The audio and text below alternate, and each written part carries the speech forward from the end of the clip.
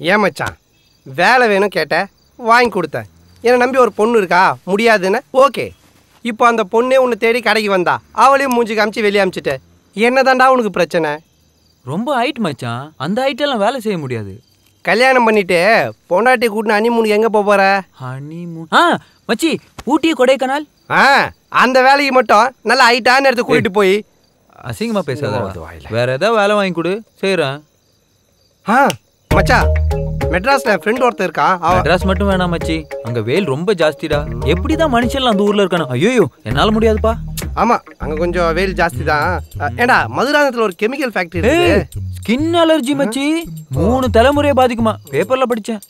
நாம பண்ண தப்புக்கு நம்ம புள்ள குட்டிங்கெல்லாம் கஷ்டப்படணுமா? நீ சொல்லு. வேற ஏண்டா இந்த மார்க்கெட்டிங் வேலை நாய் பொழப்புடா. பொழப்பே இல்லாம இருக்குது, நாய் பொழப்பு எவ்வளோ மேலு. சரி டிரைவரு உயிருக்கு உத்தரவாதம் இல்லடா. கண்டக்டரு செல்ற பொழப்பு மச்சி. இந்த பியூனு எடுபுடி மச்சான் எனக்குன்னு ஒரு தகுதி இருக்குடா. ஓ உங்க தகுதிக்கு நீங்க சினிமாவில் நடிகர் ஆயிரீங்களா? ரஜினி, கமல், விஜய், அஜித், விக்ரம், சூர்யா ஹெவி காம்படிஷன் மச்சி. அவங்களுக்குள்ள தானே காம்படிஷன். இவனுக்கு என்ன பிரச்சனை? இந்த அரசியல் ஐயோ சான்ஸ் இல்லை மச்சி. டேய் என்ன மாதிரி சலூன் கடை வச்சுக்கிறியா? மச்சான் உன் பொழப்ப எப்படா நான் கெடுப்பேன்? இப்போ மட்டும் நடா பண்ணிட்டு இருக்க எறாகையா.